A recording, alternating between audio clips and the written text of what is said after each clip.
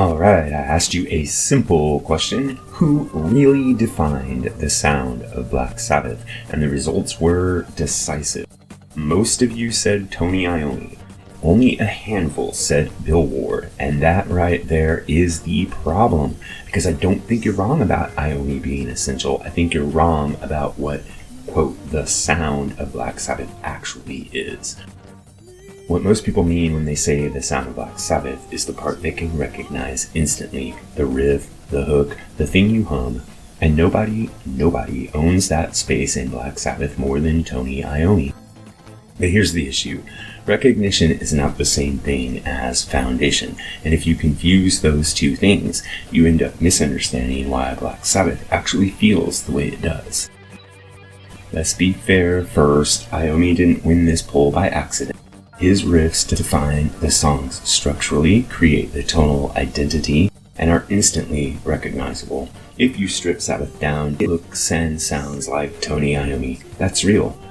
But here's the turn. Structure is not the same thing as weight. When people talk about Sabbath, they talk about heaviness. But heaviness is not just distortion, and it's not just tuning, and it's not just riffs. Heaviness is movement and instability. While only a handful of voters picked Bill Ward, it's a revealing thing because Ward is actually the reason Sabbath doesn't feel mechanical. He swings, he rushes, he drags. There's a looseness, a jazz quality that makes Sabbath feel like it's constantly on the edge of falling apart or coming together. That instability is a huge part of what makes Black Sabbath feel heavy instead of just loud. And then there's Geezer Butler. Only a handful of votes for Geese.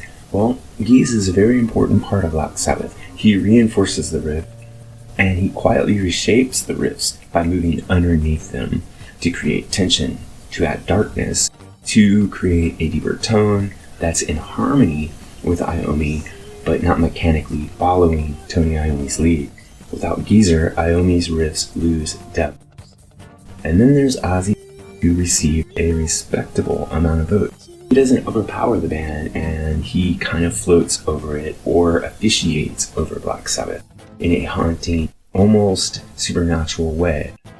And this is what turns the music from heavy rock into something eerie, something that has psychological weight.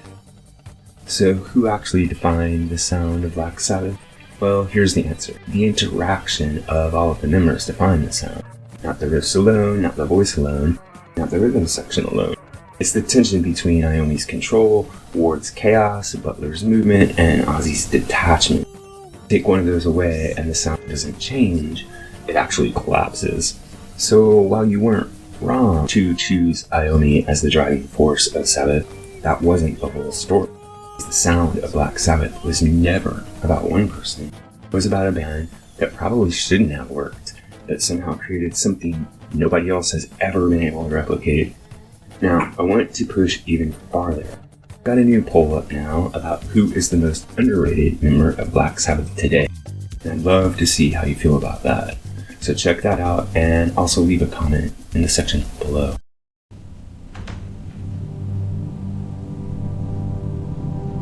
In the public video, we asked whether Chad Smith could pass the Black Sabbath test. Now we're going deeper into the exact moments where Bill Ward breaks the groove on purpose and why that makes Black Sabbath even heavier. First example is War Pigs.